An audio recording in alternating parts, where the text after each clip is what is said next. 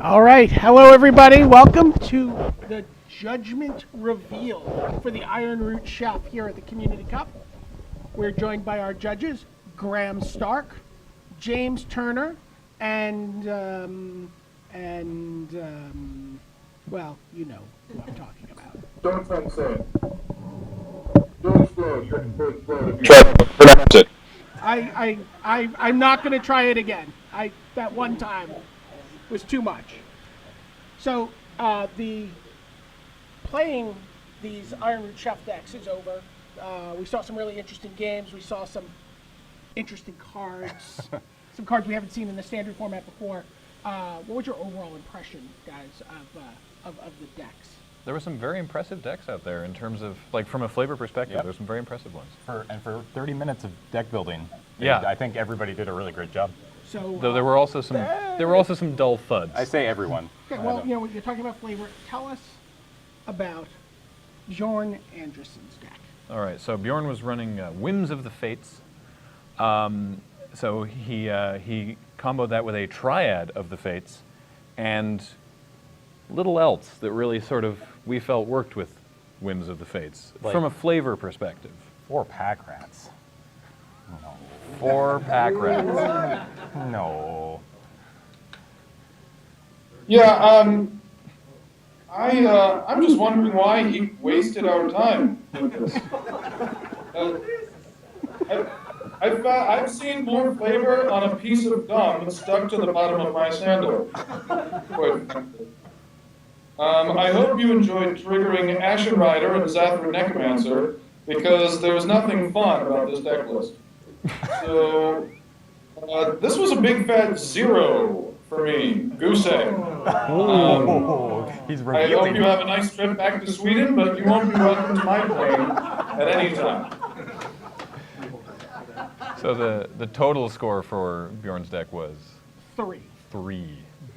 3 points. You got 0 from, and then 1 point and 2 points. Yeah. Cross. My earthen colleagues are too generous. We see who the harsh judge is. Sitting in the booth watching the deck building, we were all very excited about Erin Campbell's deck. We thought maybe you guys would find that to be a big flavor win. Were our instincts correct? I would say so. So Erin was working with Athreos, God of Passage, and she comboed that with a bunch of graveyard-related things. Everything in her deck worked well. Scholar of Athreos, of course. I enjoyed the Cavern Lampad. The commentators were sort of like, I guess Cavern, a cave, it's sort of, I guess that would work for, you know, the underworld. But no, because Lampads are in fact the nymphs of the underworld. Very good catch there. And running Caves of Koilos as the white-black dual land instead of Godless Shrine. Godless Shrine, which many people did in a deck with a god. The Godless Shrine. It doesn't work. No. You're not buying the argument that some people put forth that the god was working so hard that he could not man his shrine? That seems weak. Yeah. I thought so as well, but Yeah. I figured I'd put it out there for you. What is the wizard? Oh, sorry. Well, just very quickly, it didn't factor into our scoring, the sideboards, just so you know, but kudos on your sideboard. Yeah, I enjoyed that sideboard. Elspeth was in the sideboard, because she did. not the main deck, just the side. She's there, but she's not really doing much. Wizard? Yes, this was an utter home run. Night and day from Bjorn's deck, I agree. The only Athreos deck not to use Godless Shrine, kudos. Everything was themed on the underworld. Everybody was in Athreos's flavor zone, and not just the black-white cards from Theros Block. There was also 2 Spirit Bonds from M15, a lovely, flavorful addition to what I thought was overall a successful deck on every level, and I hear she got 3 match wins as well. Aha, yes, it is possible to build a winning competitive deck that is also flavorful. Take note, other competitors, for you were lesser than she. We wondered in the booth if this was a 24-point deck when we were watching it build. And guess what? Yeah, it was. Yeah. Good job. How did Frank Lepore do? Oh, I have that in a different order. Frank, is that, no, the order we're running it on the, can we get a confirmation? I think it's in alphabetical order on the screen. Okay, I have. Are we on Paul Cheon? We are Paul Cheon, cool. okay. So, I will implement alphabet forward. all right. So Paul had Yisan the Wanderer Bard, and went with a sort of a singing theme. He's the bard. He's the singing. He's not the only deck that we saw like this, but this had very good flavor. I specifically liked that while the deck included Kiora, it also had 3 of her fanboys, the Kiora's followers, and a one of traveling philosopher, which is a terrible creature in this deck. But the argument that Paul made was that a wanderer bard and a traveling philosopher are pretty similar in terms of their occupation. Don't really know what the Hornet Queen was doing in the deck, but it works. Sure. I appreciated all the one-ups for Isan. I thought that was a really good job. And again, you guys kind of made me laugh with the sideboards. The one of Thespian stage. That's the only card in the one sideboard. card in the sideboard. Love it. Thespian stage. Yeah. Very Yeah. good. Wizard. I like this deck a whole lot as well. I felt as though I could hear the music being played by the bard. It's this kind of flavor that really brings the game to life in your imagination. Song lyres, swan songs, hypnotic sirens, siren of the fanged coast, siren of the silent song, seller of songbirds, the voice of resurgence, the shipwreck singer. I mean, the list goes on and on that just fills our world with music.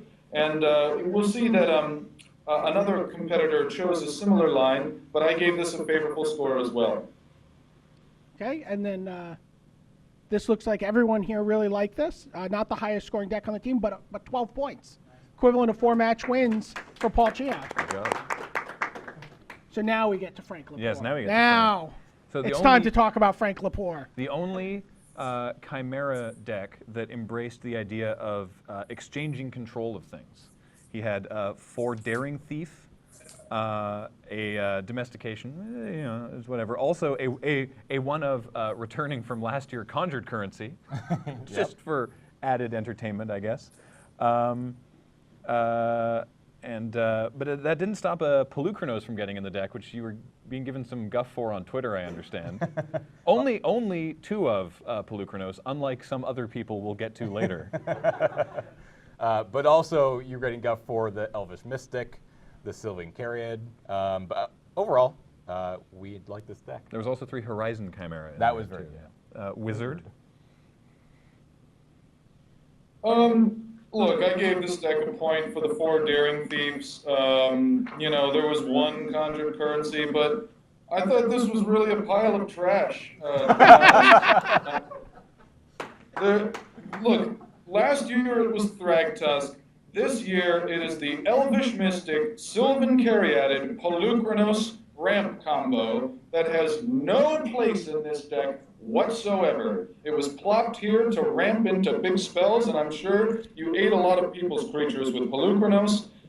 But this was a blatant flouting of the Perplexing Chimera's flavor. I would have liked to have seen 4 Conjured Currency instead of 4 Sylvan Caryatid, but no, you had 1 currency and 4 Caryatid. I think that if there was an attempt at flavor here, it was a meek one, and so I gave him a 1 personally.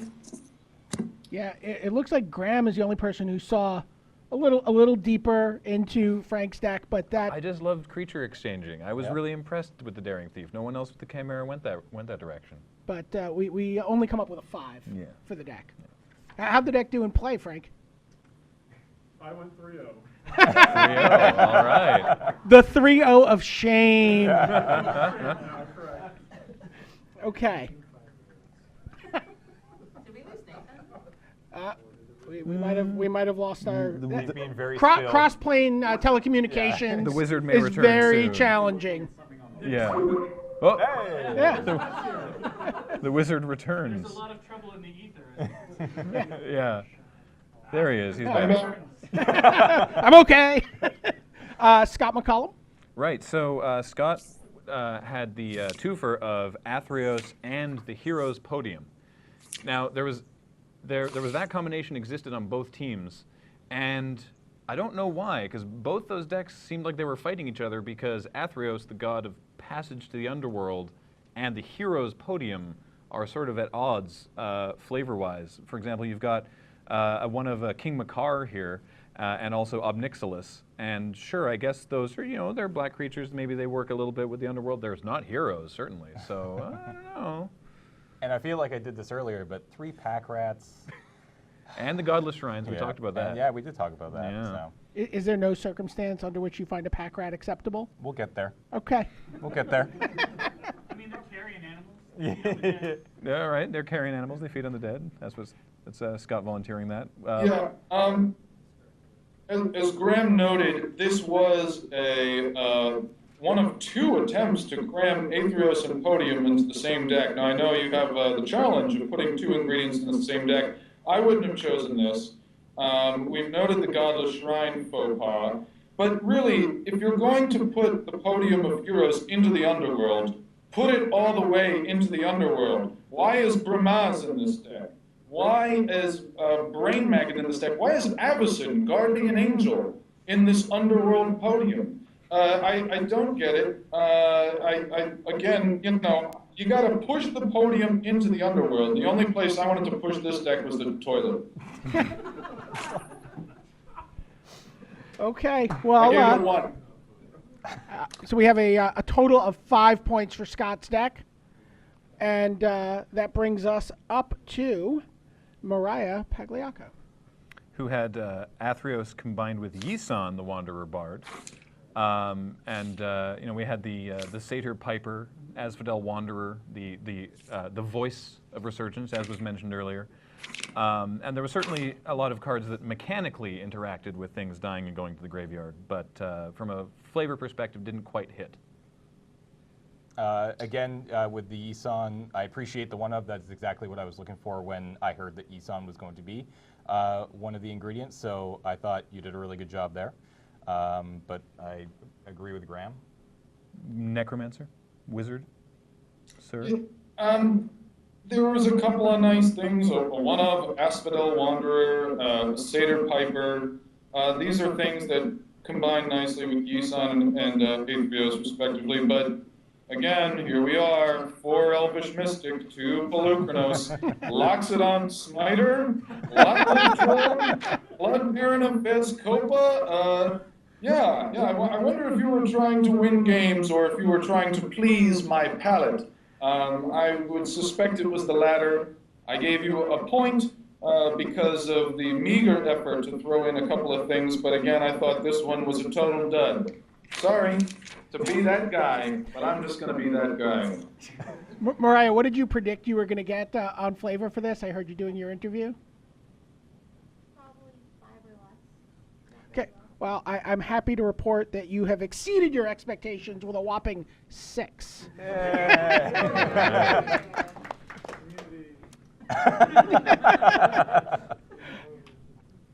Brings us to Sean Plott, Mr. Yes. Day 9. So Sean had the Heroes Podium, and now come with me on this heroic journey.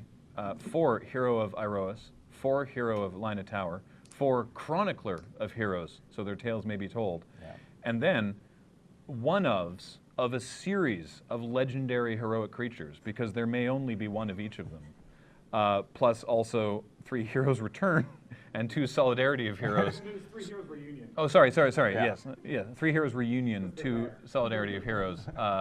Certainly not cards that are typically going to help you win games, but kudos. yeah. Everything Graham just said. Love this deck. Wizard? Yeah, I gotta agree with you guys. I thought this was a straightforward, clean Heroes Podium deck. No big surprises, but no errors either. Everything is green and white. It is the colors of heroism. Everything was above ground, which was refreshing. I was going to give it a 3 because I thought it was a very straightforward deck, but I bumped it up to a 4 because there were 3 copies of the card Heroes Reunion in this deck, which has to be the worst spell that anybody has ever put 3 copies of into a Magic deck. And no, I thought this was definitely putting flavor above anything else. And yeah, very clean, straightforward. I gave it a 4. So this was the 3rd highest scoring deck on the community team. Top 3. Top Yeah, three. top 3. It's also one of only 3 decks on the community team to score in double digits. So spoilers. Sean Plott, you got an 11. All right. Spoilers, Tom Ross, you did not get an 11. So Tom had the Perplexing Chimera and Yisan the Wanderer Bard. And I'm just going to tell you a brief little anecdote of something that came up while the play was going on. I heard a joyous scream from an observer behind me as Tom resolved a Scuttling Doom Engine. And I questioned, why is Scuttling Doom Engine in your Perplexing Chimera Yisan the Wanderer Bard deck? And Tom said, well, I needed a 6-drop for Yisan. No, come on. No, buddy, that's not going to get you there. Wizard. Yeah, again, you know, the community team did not really put flavor first. You know, we don't want to single anybody out, but we're just noticing these trends. 4 Elvish Mystic, 4 Sylvan Caryatid. All right, what is Eidolon of Blossoms doing there? What is Court of Calling, Domri Raid, Chase, Lightning Strike? Come on, this is not, the only thing that's perplexing is the deck list itself. There was nothing chimeric or wandering about it. I mean, I gave him a 1 because of a couple of chimeras that he had, Goldforge Sentinel, Riptide Chimera. Satyr Piper, again, was a popular pairing with Yisan. So it wasn't a stone 0, but I think he knows he could have done better, and if he ever gets the chance at this again, maybe he'll think twice. No points for a Bard deck striking a chord. Nothing. Judges. Oh, Nobody. You get a point for that, sir. Give yourself 1 point Thank for you. Brian. I will take it. Dom Ross, I would give you the point if I could. It would bring you to 5. You only have 4 points. Yeah. Sorry. But that brings a community total of 61 points. So that's the equivalent of, 20 match wins Yeah, not bad. and a draw. Yeah. But that brings us now to the Wizards team. Wizards team has a lot of ground to cover here. They are behind, and they really.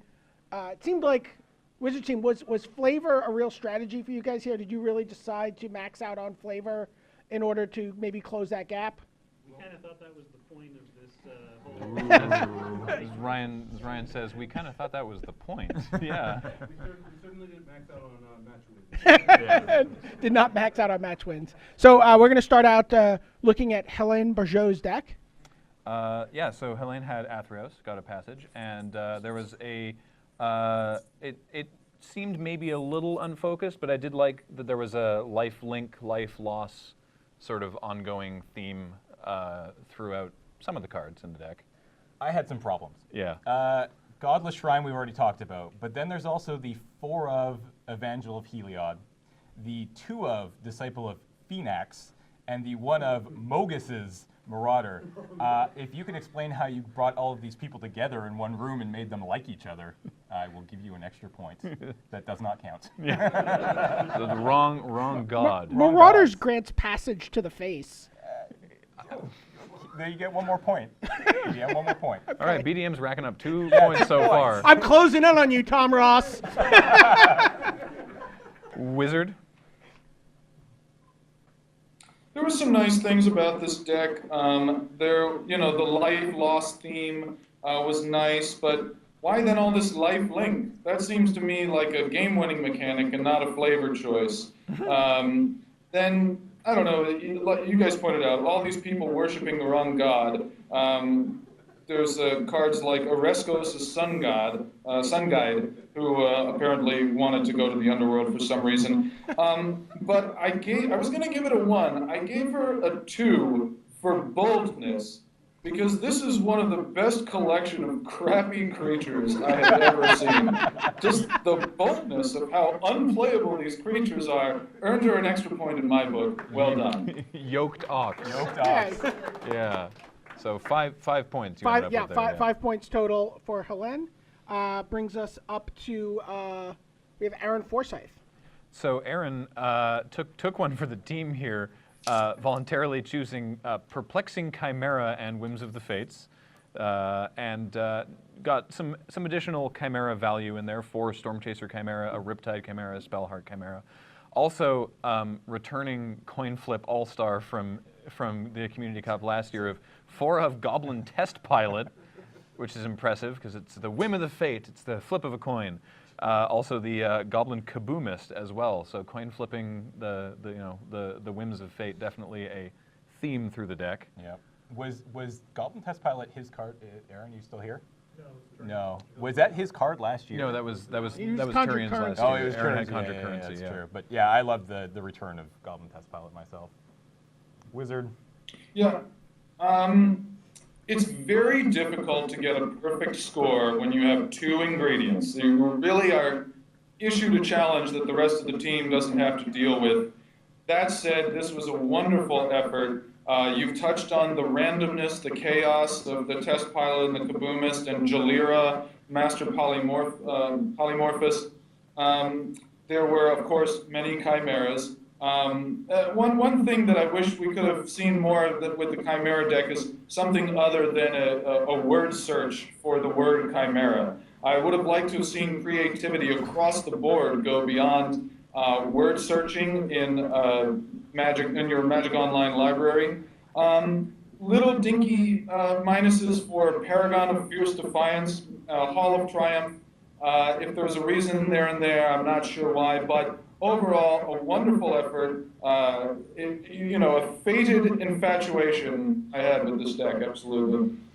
Yeah, this is tied for the second highest score among Flavor. 12 points to Erin Forsythe, who's really proving to be a Ironroot Chef All-Star. Indeed. So Absolutely.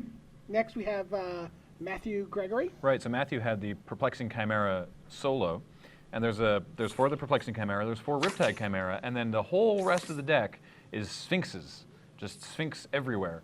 Sphinges. Sphinges? I'm gonna, so the including the Master of Predicaments, because you're perplexed. So Matthew was going in a direction of you are perplexed by the riddle of the Sphinx, that sort of thing. Also falling, I believe, unintentionally into actual Greek mythology, where in one interpretation of the mythology, the Sphinx is the offspring of the Chimera. So that's pretty good there. But Sphinx's revelation? Well, if your whole deck is Sphinxes, you have to might have as it. well. Yeah, that's Jace fair. is my question. All right, that's fair. Wizard? Yeah, I think this is a rare instance in which a constructed powerhouse such as Sphinx's Revelation actually does belong in this deck if he chose Sphinxes as the flavor of his deck. Now, I would love to know whether or not the knowledge of Greek mythology was present when making this decision, or whether it was unintentional genius. But for whatever reason, you made me look up Chimera in Wikipedia and find something a few paragraphs down that I did not know, and that is maybe the most flavor good feeling I had all night. I gave you a very good score, not a perfect score, but kudos to you for making me look up something on Wikipedia. Wizard, I should just tell you, we get the chance to look in on the computers, on the desktops remotely of the players while they're working, and I did see Matthew Gregory editing Wikipedia during deck building. Well, you know, sometimes you need to just go that extra mile At any in cost. order to impress the judge. And if he wants to grease my palms with a little conjured currency, that wouldn't hurt either. Okay, well, 10 points for Matthew Gregory. Very good score. And that brings us on to Dave Humpherys. So Dave had the Athreos Heroes Podium combo that we mentioned earlier, a challenging one to say the least, and again, suffering from the same sort of problems of pulling the deck in two different directions, where there's King Makar and Omnixilus, who are not necessarily heroic, or Brimaz and Heliod, who are certainly not, relating to passage to the underworld. So sort of pulling in two different directions. Yeah. Wizard? Big whiz. Yeah, agreed. It's a weird combination of ingredients to choose, but I think this deck did a decent job of pushing the podium to the underworld. There's a lot of one-ups, so I like having a lot of one-ups in a podium deck. That adds to legendary flavor, in my opinion, but your legends, Teza, Envoy of Ghosts, Erebos, God of the Dead, Tormented Hero, not a legend, but, fits with the Underworld theme. Not a perfect score, but I think a better job. Underworld Connections, Way to the Underworld. Good job pushing this into the Underworld.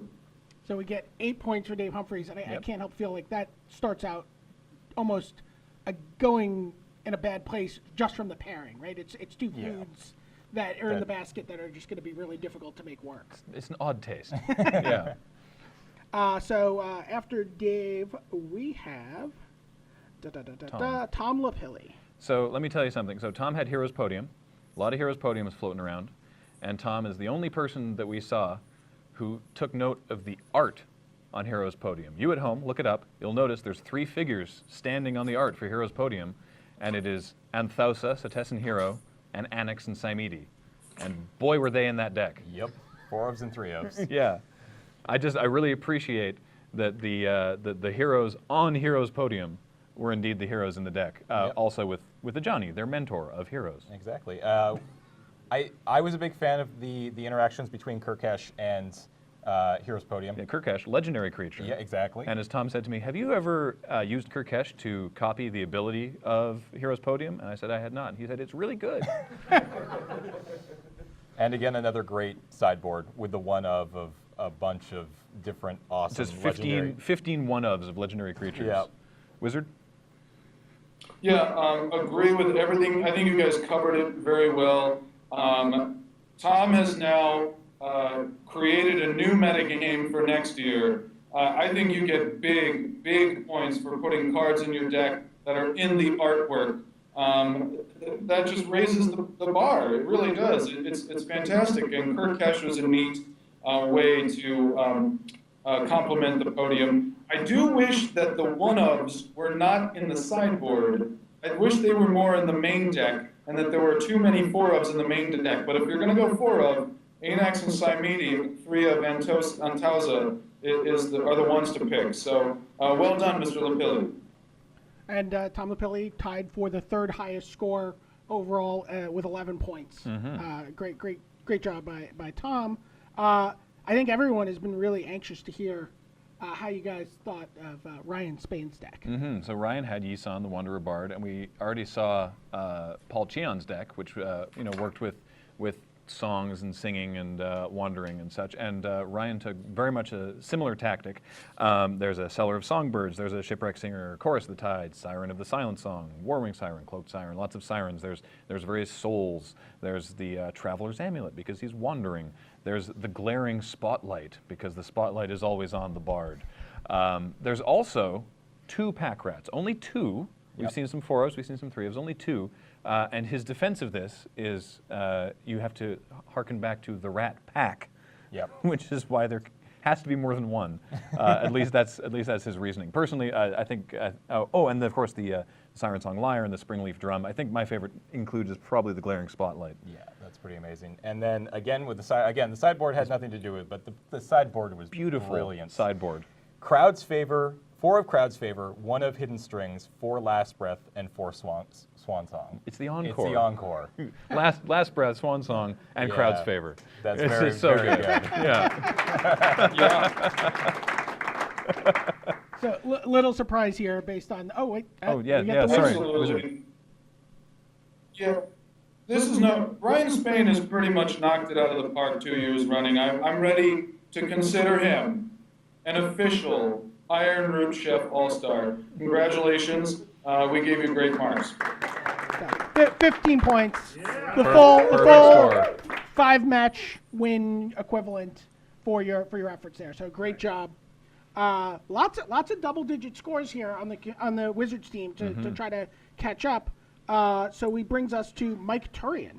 Yeah, who had Whims of the Fates and was all about the Fates. 4 of Agent of the Fates and 4 of Fate Foretold, which not only is a good flavor combo, real effective in the games. Yep.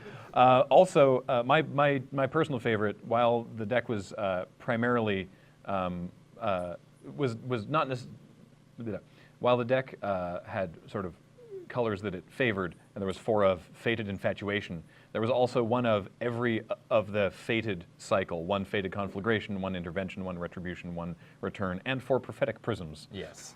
And he had quite possibly the best use of Whims of the Fate in round 1. That was a blowout Yeah, against that was Mr. Scotty Mac. That was incredible. Oh, that was when you got ruined by Whims Yeah. of the Fates. Yeah. I'm sorry, I'd already blocked it out of my mind. Amazing. He That says was, he's already that was blocked the that. best moment I've seen in Community Cup history. Yeah. So just to touch on what you guys said already, look at the artwork on Whims of the Fates. You see 3 hands stirring a bubbling cauldron, all right? We're talking about prophecies being spoken. Okay, so I liked that you went beyond just the word search for the word fate, but also the word search for the word prophet, prophetic prism, prophet of Crufix, prophetic flame speaker. These earned him points.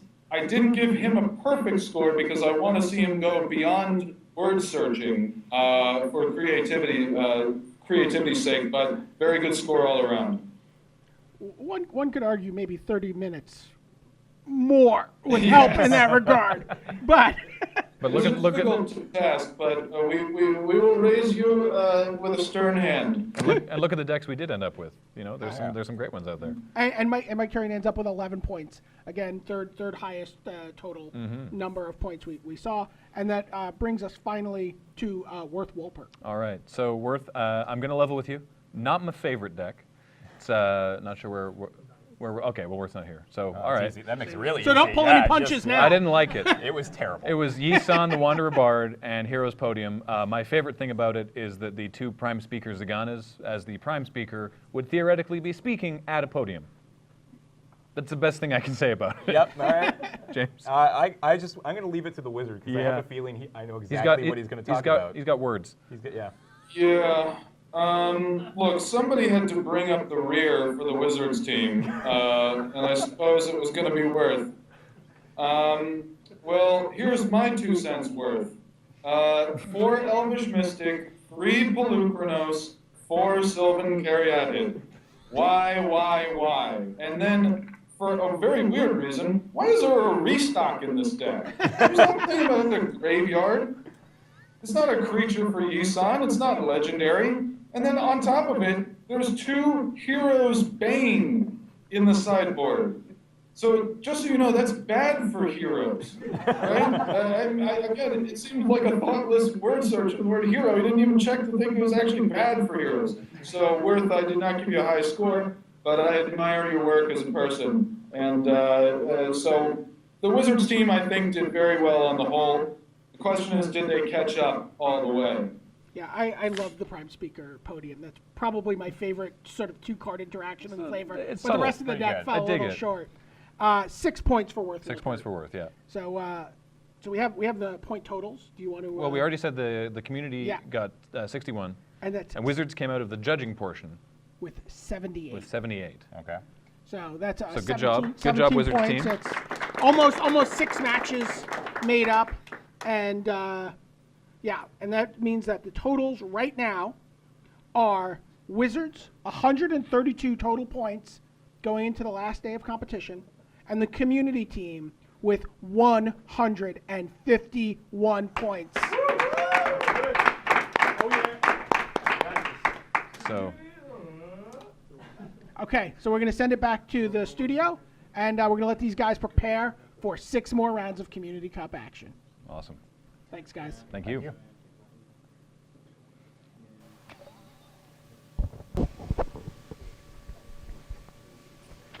All right, welcome back. Randy, Marshall, we're over here. We got a chance to watch that ceremony. That was fun. It was fun, but I expected Wizards to win by more. They were too nice. I mean, even listening to the judges, like they're like, this deck is awesome. This is the best deck ever, and it still only has an 11. Yeah. Like but there were no 15s. There was a couple. Oh, there were 2, right? Yeah. Oh, I see what you're saying. Yeah. There was not that Like, many. Where, There was where only a were the couple. 14s? Where were the 13s? Yeah, I was surprised too. I was really surprised. I thought that the judges were kind. I thought they were going to be a lot harsher. I felt like the Wizard was properly harsh, Sure. but we let a couple of Canadians in the judge booth, and they're Yeah, I mean, too you nice. look, the second highest score that the love Wizards you, got was Canadian. was Erin's 12, right? The 15 for Ryan, but then it was 12, 11, 11, 10. Like, it was hard to get 5 points, is I think what it came down to. Basically, both teams had a 15, and then both teams had a 12. And sure, Wizards turned a profit on like players 3 through 8, Yeah, but they But- only but- picked up 17. but the floor just wasn't low enough. Like if you just built, like the lowest that they got was around the 3 to 5 point mark, right? Yeah, 3 for Bjorn was the worst score. Right. 4 for Tom, 5, 6. But even some of them that got kind of lambasted ended up with like 6 points. Right. That's 2 match wins. Yeah, no, Like, the judging points, while there was a potential huge swing because of the 15 points available, the fact that most of the scores were in the like 6 to 11 range just meant that, you know what, the community team won Ironroot Chef. Yeah, they figured it out. They They had a beat read on the system. judges, and they got it. So Hats off to them.